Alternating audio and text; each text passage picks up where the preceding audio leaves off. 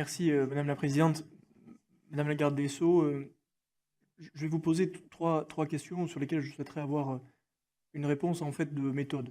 Je ne sais pas dans quelle catégorie les faire rentrer, donc je vous pose les questions à ce stade-là.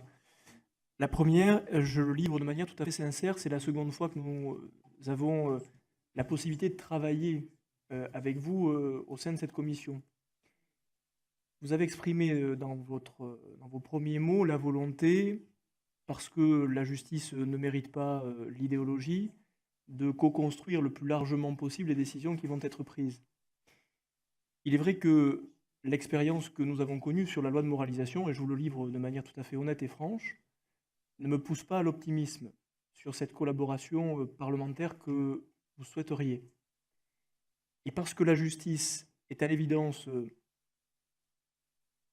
un sujet d'importance, qu'il mérite, comme vous l'avez dit, que l'idéologie ne s'y installe pas, je souhaiterais que vous réaffirmiez véritablement à l'ensemble des groupes politiques qui sont dans cette commission et à l'Assemblée nationale votre volonté de co-construire les choses.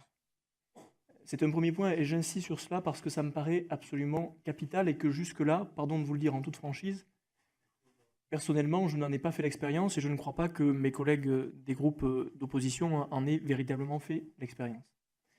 Deuxième remarque que je voudrais vous faire, j'aimerais que vous nous précisiez, et que vous me précisiez en fait, ce qui se place au cœur de la réforme de la justice que vous souhaitez. Vous avez parlé tout à l'heure des justiciables, c'est certainement la piste qu'il nous faut retenir. Je ne suis pas totalement convaincu qu'il n'y ait pas d'idéologie possible dans la manière dont on réforme la justice.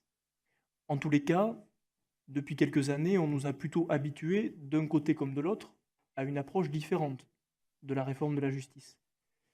Et l'héritage que vous avez aujourd'hui en étant garde des Sceaux, qu'il fut porté par des ministres de droite ou de gauche, nous a quand même plutôt habitués à ce que l'idée même de faire entrer de l'idéologie dans la réforme de la justice était quelque chose d'important. Donc j'aimerais que vous nous précisiez ce qui, pour vous, est au cœur véritable, au-delà de la technique, est au cœur véritable de la réforme de la justice. Dernier point, je ne sais pas dans quelle catégorie rentre la question de la responsabilité des magistrats. Or, il me semble que ce n'est pas un sujet anodin et que les années passées nous ont montré aussi que la défiance que nos concitoyens pouvaient avoir à l'égard de la justice était autant à l'égard des peines qui pouvaient être dispensées ou de leur difficulté à les rendre, mais aussi une question qui se posait du point de vue de la responsabilité des magistrats.